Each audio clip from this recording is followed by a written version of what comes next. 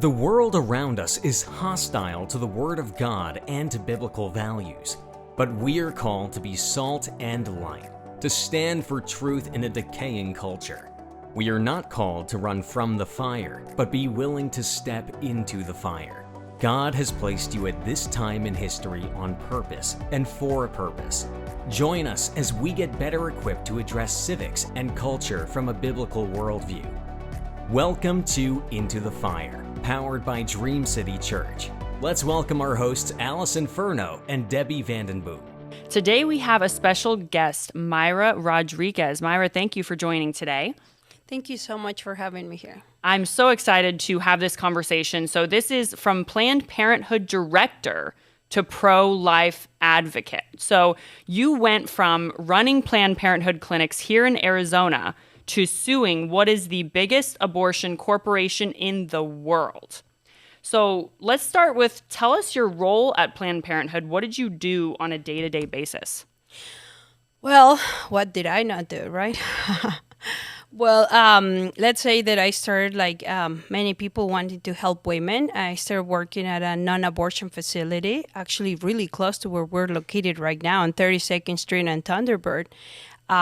I started as a normal medical assistant, and then I went up to become the assistant director, to then the training coordinator in the state of Arizona, meaning I was training most of the staff that came to work for Planned Parenthood. Check this out. I used to play them video on the vision and mission and the history of Planned Parenthood, where we spoke greatly about Margaret Sanger, by the way, and how she founded and how the Tucson Center was named after her because of all her hard work and dedication to women's rights. And then after that, we'll train them for each of their clinic. After that, I became the director of the Title Center near here, 32nd and Thunderbird. And then I was doing such a fabulous job that they gave me the direction of Flagstaff too. So now I'm running two centers. What did I entitle? I entitled that I will train the new staff. I will train them on, there's no other way to say it, but to sell abortions. What do I mean by that?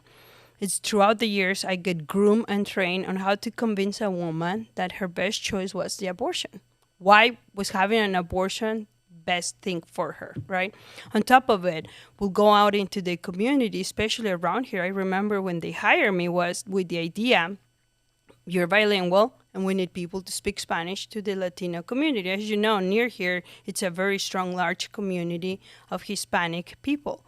And I remember going into the Palomino Health Center and talking to those women there and being able to talk to the moms there. You know, for some crazy reason, they made me feel that I had to liberate my people from the kitchen, right? Mm-hmm. Like, you got to tell your women that they were not put into this world to have children, that they could hide their abortions from their spouses, that they could hide their birth control, that no one has to interfere between their decision and their body, right? That it's their body and their choice, right?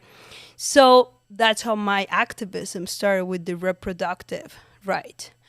After that, I became very outspoken and public. Like, I used to go to the marches with my pink hat, my daughter and her stroller with words and signs that said "My body, my choice," which, by the way, let me tell you that as a Mexican, because I was born and raised in Mexico City, moved to this beautiful country when I was about 18. I went to Horizon High School to get my diploma, and my teacher in American history at Horizon High School is the one who taught me "My body, my choice." I didn't know that in Mexico. Wow. It was during a class where she was talking about 1973. Can you imagine? That made an impact. You should have seen me when I applied for my job at Planned Parenthood. And they said, well, would you have, what do you think about abortion? So I'm like, well, I wouldn't have one, but their body, their choice. I was so proud. Can you imagine my teacher would have saw me, how proud she would be that I learned something in high school. Wow. So move forward, because I was so dedicated to the mission and vision of this corporation, I got the Employee of the Year award. And I know you heard that from someone else's story, and we get a kick out of this because Abby Johnson and I have a joke that says they probably stopped giving Employee of the Year's awards after Abby and I, right? They're like, it's not working out for us. So we have that internal joke that there's no more Employee of the Year award at Planned Parenthood. So came a promotion, which it was, Mayra, we want you to be the director of the biggest abortion center of Arizona. And that is when my life started changing. So most people right now are like, well, you know, how was it? And when I tell them it was a blessing, they look at me like crazy, right? Like probably like, you're like, okay, lady. But think about it. I mean, the reason I'm on the side of truth is because I get to see. What did I get to see? I know you're wondering already. Yeah. What did she get to see? Yes. Well, let's say that I got to see the reality of abortion. So my job as the director at the abortion facility was to come in, open the doors, and make sure the clinic was running smoothly, right? But as someone that had worked for them to help women, my job was to make sure they were safe, right? Right. For many years, while I gave a woman a pregnancy test result and I offer an abortion, the first thing I will say to her was, this is a safe procedure.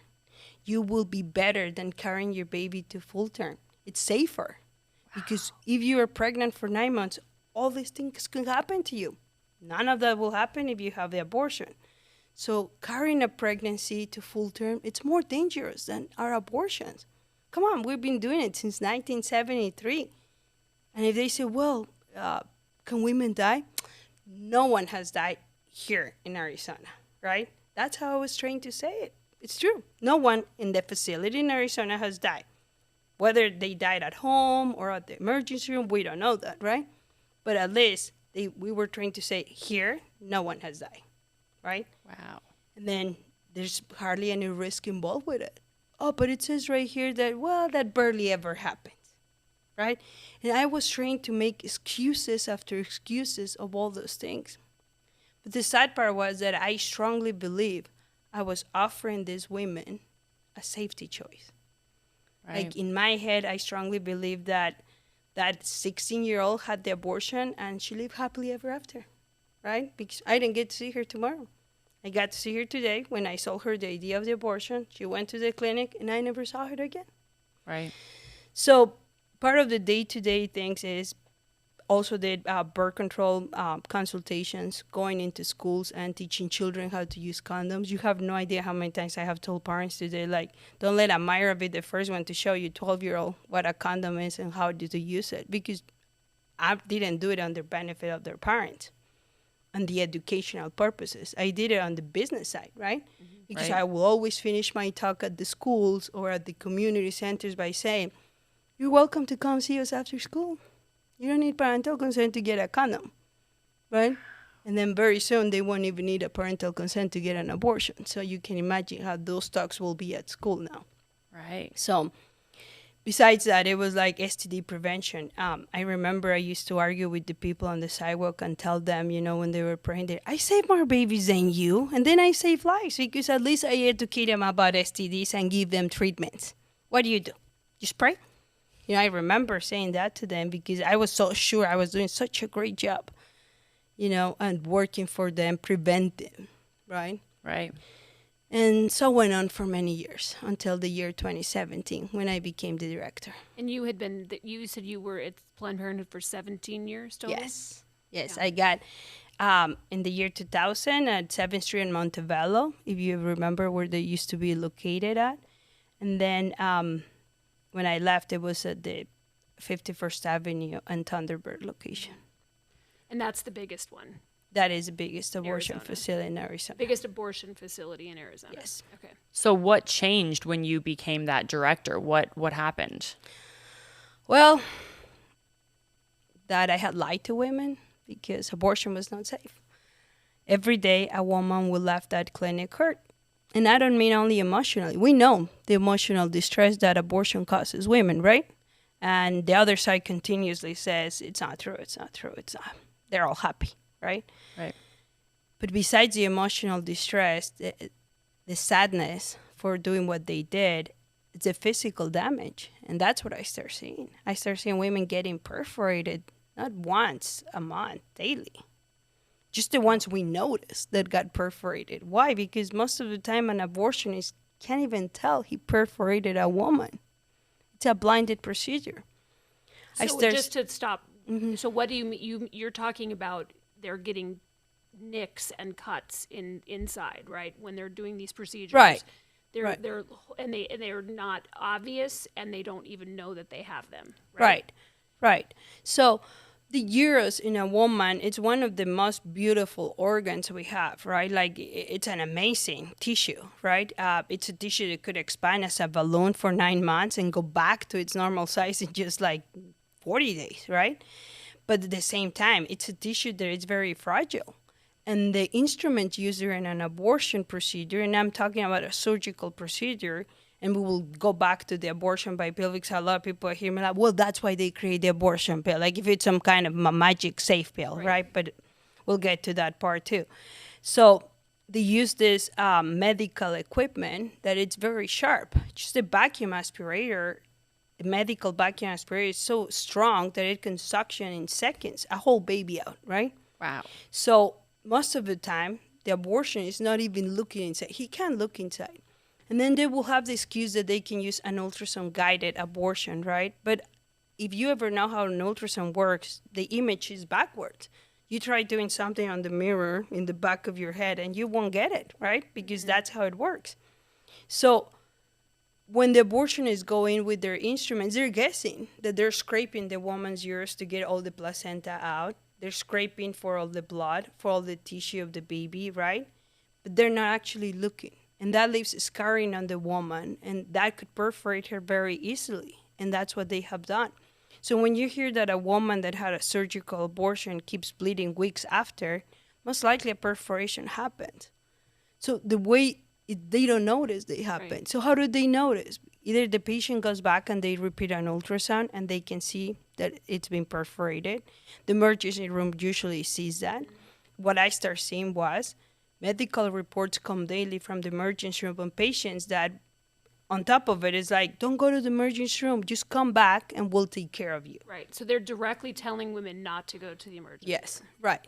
Right. Why? Because which is then why they can claim that it's safe, right? Exactly. Yeah. And then on top of it, less record, right? Mm-hmm. Why? Because when they start going to the emergency room, then the emergency room gets all this report, and they have, well, at least before they had to report it. They have to let someone know that that woman had an abortion and she had been perforated, and that's listed as a complication, right? Then what else I start seeing? Did I get those reports? Those reports don't make it into the complication that we have to report to the health department. So for many years, as I was in charge of other facilities that had nothing to do with abortion, I was in charge of making the reports of complications. For example, if a patient had an IUD inserted, that's an intrauterine device to prevent pregnancies, and something went wrong, I will have to report something went wrong during the insertion, this happened, yada, yada, submit the report to the health department, submit the report to Planned Parenthood Federation. I will do this report. At the abortion facility, I wasn't in charge of that. I had nothing to do with reporting complications. It was the abortionist himself who decide and pick what gets reported and what doesn't. Wow. And I never got to see what he reported or not. On top of it, it was that breaking the rules and regulations. The state of Arizona, not now, before, was a bit more conservative. It had more legislations put in place to protect women's safety during abortions. One of them was accounting all the baby parts before the patient was out of the room, before the abortionist signed off on the chart, right? And that was something that he will constantly not follow up. He will sign all the charts before he even got into the room. Like, just so you have an idea, we will see about 55 patients a day, right? 35 of them were surgical and 20 abortion pills, for example, on a given day. He will sign out 35 charts before in the morning. Before he even sees those patients. Yeah, before he even sees the patients, and then just stamp the time and date at the end of the day on each chart. So he signed that he had already done the abortion without complications, that it went fine. He hasn't even seen the products of conception, meaning the puzzle of the baby parts, right, accounted for. And that was something that we were really bumping heads at. I will complain about. You were trying to report this stuff, right? I did, yes. I will tell my supervisors every day, like there will be a message or a call, hey, he has done this, hey, he has done this. And then on top of it, this was the medical director. What do I mean by that? The abortionist I'm referring to was in charge of supervising all the abortionists that work for Planned Parenthood in our state. Wow. So it was like, can you imagine if the head's this bad, what's the rest of them, right? Right. So... And then that's when you left over. You tried to report that, and they fired you, correct? Yeah, there was a case of a 19-year-old where he forgot the baby head, a 14-week baby head. And the staff member came into my office. She was very concerned. I would like to, I always emphasize on her because I want people to know that she was worried. I mean, this is just a medical assistant assisting a surgery, right? And she was worried, but he wasn't. The one with the medical license, the abortionist who supposedly is there to care for women, no matter what, right? Was not caring. Didn't care, yeah. She said she had gone back and asked him, hey, I'm missing the head. And he was still not listening, moving to the next patient. Now, remember, I just told you it's 55 patients a day, one abortionist. He's not going to be there all day. He wants to be in and out. Because it's money. Yes, and every patient's 15 to 20 minutes stops. That's all he will spend in the room. And the next one. And dentist takes longer than he did. In this case, I went back, and then the employee was scared. She's like, he's going to fire me because he knows I told you. I said, no, we'll figure out. And then I said I was with her in the room of the products of conception doing the puzzle of the baby, and the head's missing. He says, well, go find it in the trash. That to me, to be honest, was a wake-up call. I mean, don't get me wrong. I worked there 17 years. I'm not going to come and tell you that I was so naive and didn't know that they throw babies in the trash. I will be lying. I knew, I have heard that the baby's going to Ziploc, then they go in a red bag, then they get disposed with medical waste, incinerated. It is not the same to see it. See, when people go like, oh, I'm okay with abortion, yeah, you have no idea what you're saying because you've never been there. You never smell it. You have never seen baby parts put together. You cannot say that you're okay with it because you have not idea what it is, right? Even women that had abortion, I mean, now with the abortion pill, they get to see their babies when they come out. But so that's when we are. They don't know that until after. That's the thing too. They don't know that after. They're not told all this ahead of time. They're not told about the possible complications and the perforations and all of those things, right? I mean, they're told on paper. It's on their paperwork. Just but sign this. Sign this, yeah. Right? And then most women in the state of mind they're in, right? Most of them they're scared. Yep. They think this is the end of their lives. Literally, they have been told that this is it. Like you have to get rid of this, or you cannot move forward with your life, right? And they're sold that heavily at Planned Parenthood, right? They're sold that heavily by society. This is what you have to do, and they're not given another option. Exactly. I mean, this is the best option. This is the best option, right? This is the best for you. I just told you. I used to tell them this is safer than carrying a baby to full term. And so, does Planned Parenthood do prenatal care? No, they don't. Right, they don't do prenatal care. They don't do prenatal care. So if you decide that you want to have that baby, you're out of luck. You have to go somewhere else. But if they it's like give them a list and don't waste your time with them because they don't want to.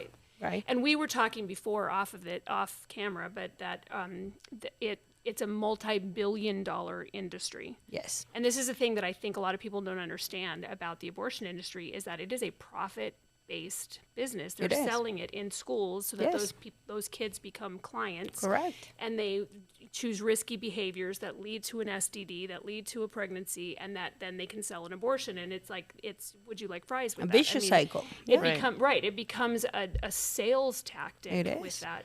So, and I really want to focus in on this point because this podcast is about how do you stand for truth in culture? And that's exactly what, like, the point of your story where we're getting to. So you realize something is wrong. Like, this is not okay. You had that moment. So what were you thinking after that, and what happened after that?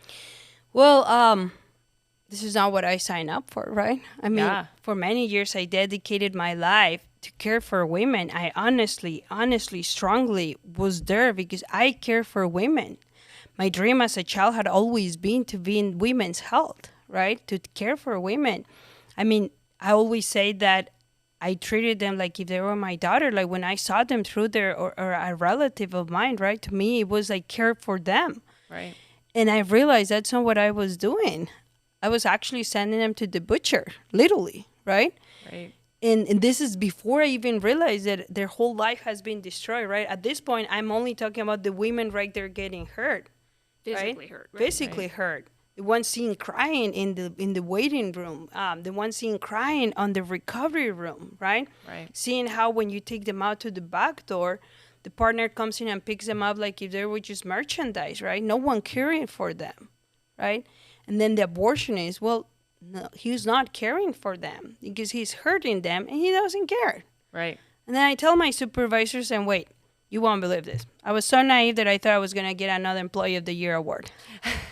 That did not happen. I got the Enemy of the Year award, and I got fired because I raised my concerns about the abortionists. Or whistleblower. Yeah, and keep in mind that most of the staff had told me, Mayra, stop.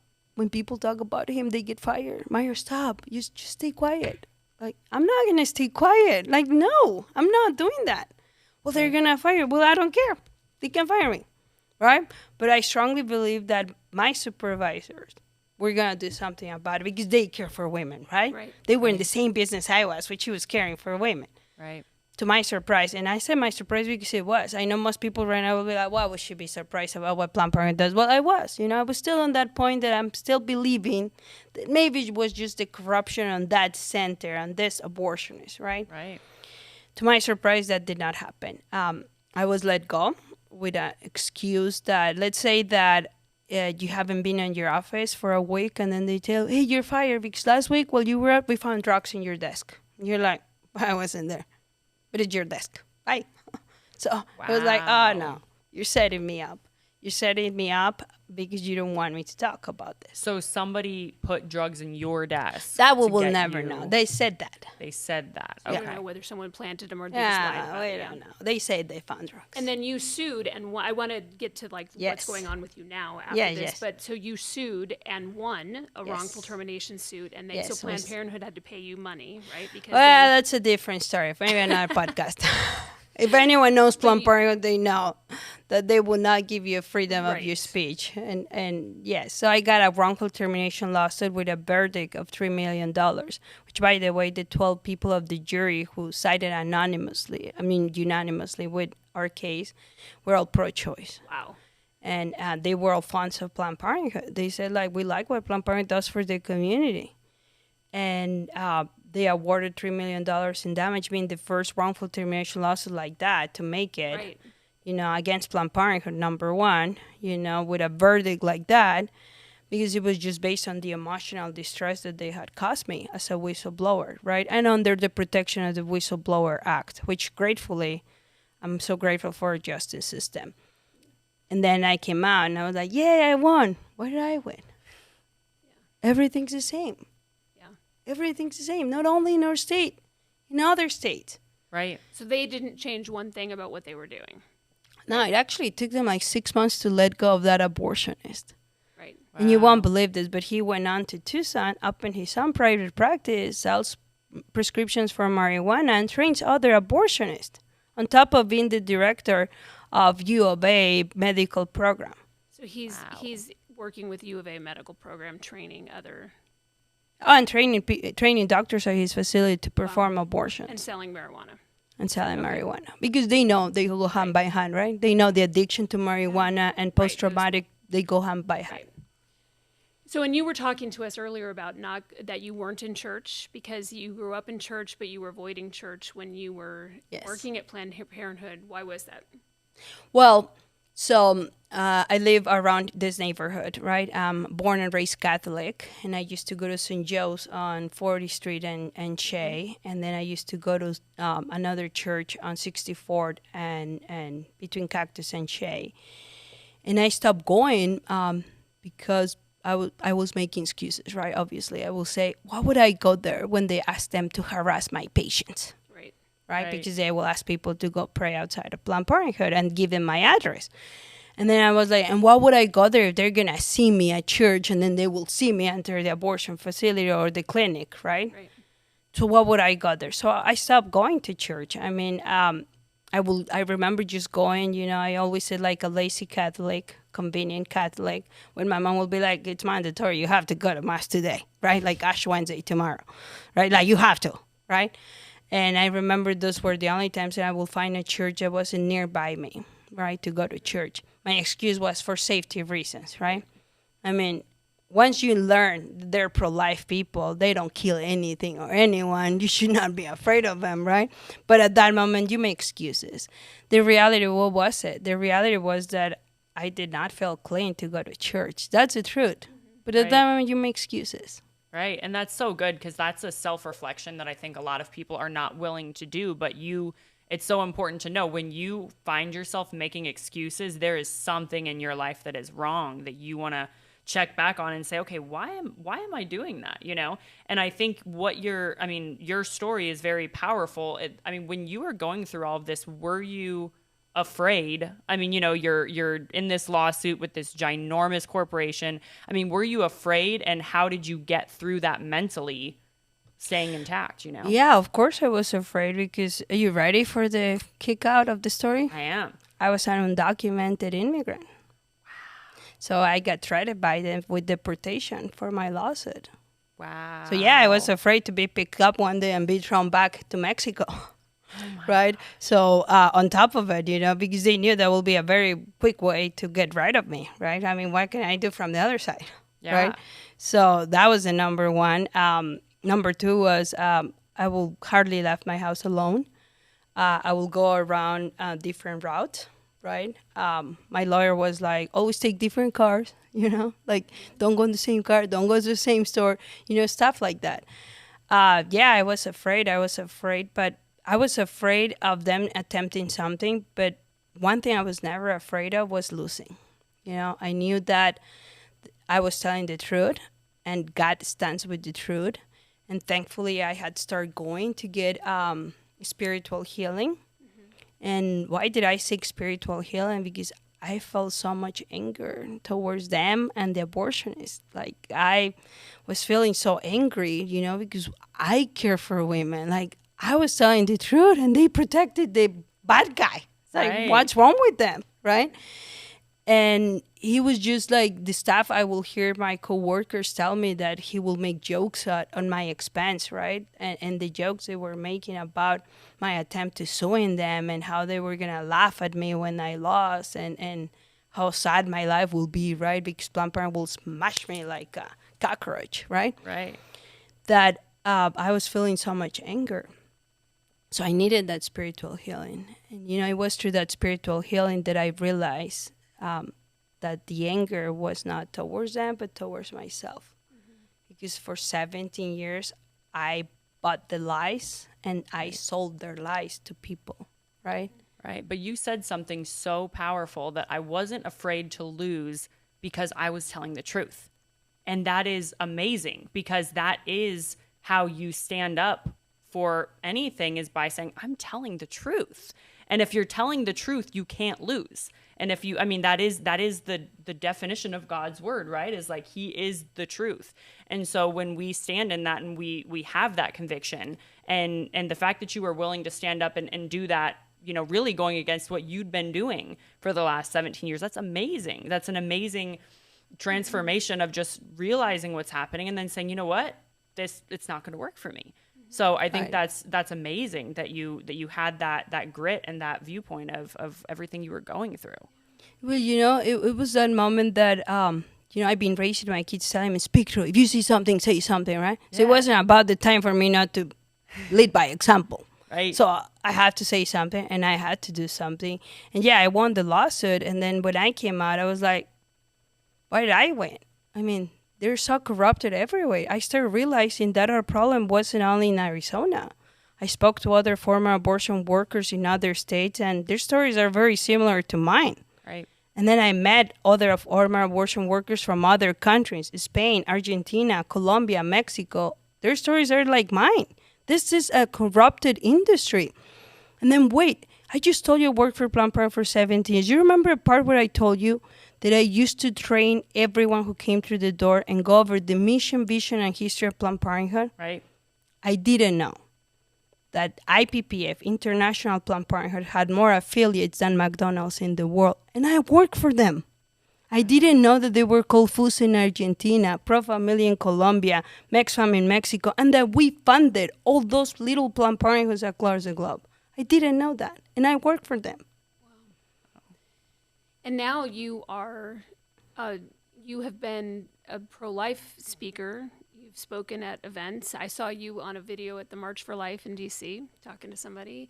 And you're saying you were going to speak at the UN here coming up, right? Or you're talking in a group at the UN. Right, we'd be part of the discussion groups. And traveling really all over the world. And so you've got all of your legal things dealt with, right? Yes, and, I'm a U.S. citizen. I will be voting this year. That is so exciting, right? That. You are a U.S. citizen. I remember you were telling me that day we were in Choices Pregnancy Centers, actually, and you were telling me that you were becoming a citizen. And so all of that is really exciting, and God has, honored that, you standing up and speaking. And I feel like it's so important to hear voices like yours, because there's this lie of what it's like, and to see it from the inside. Which part? The one that I'm not white, Christian, and supremacist? No, I mean about just the lies that the abortion industry has sold, that you were talking about, the ones that you bought, right? Yes, exactly. That there are so many people who believe that. And Yes. then it's important to see from the inside what's going on. You've been on both sides of that. Right, right. And that we've got this issue going on right now this year. I just wanted to say this real quick with the abortion ballot initiative that's happening. That's a big thing that we, Dream City Church, is going to be working on. We've already been talking about it here, but in stopping that ballot initiative, because they're trying to make it easier for them and harder for us, right, to help women. And easier for them to hide all of that stuff, right? So even those safeguards that are still there, the ones that they haven't managed to kick out with the courts, those will all be gone. And minors will now, so you were talking about in the state of Arizona, minors have to have permission. Right. But if this thing goes through, they won't have to have permission. They won't, which is just a tool for the human trafficking, sex trafficking, and the pedophile ring. Right. Can you talk about really quick just explain what a ballot initiative is, and what do you mean if it gets on, so people can understand that? Yeah, so people are collecting signatures right now trying to get this initiative on the ballot. They're actually a bunch of money coming from out of state, and they're paying people $26 an hour, I think, to go collect signatures. So that if they get enough signatures, I think they have to have 300 and something thousand of them, and they're working on getting more, then it goes on the ballot in November. And it would be a constitutional amendment, which would mean that we couldn't do one thing to change it or fix it or anything. Nothing. And the only way you can undo it is by another constitutional amendment. So it's really a bad thing. People generally don't understand how those work, and they're told, oh, it's just going to give people choice, it's just going to help. Well, no, because now you're going to have these teenagers, right, that you have Planned Parenthood people that can go or other abortion industry can go into a high school and talk to a girl, help her go to a clinic without mom and dad ever knowing that this happens if this ballot initiative gets put into place. Or the rapist taking them. Right. So you have a soccer coach that's having an improper relationship with a girl on his team, gets her pregnant. He can go get an abortion without the parents knowing about it, without any of it, and the laws are in place to protect him. This ballot initiative is in place to protect him. Yes. From even getting prosecuted on taking her to get this abortion, which is covering up the crime because it's getting rid of the DNA, right? So there's no proof that was happening. Nope. It's just a really bad... And up to 9 months. So this is not about if abortion should be legal or not. This is how it goes way too far. Yeah. This is up to 9 months, all tax funded, which means now our money, whether you like abortion or not, will help to kill a baby.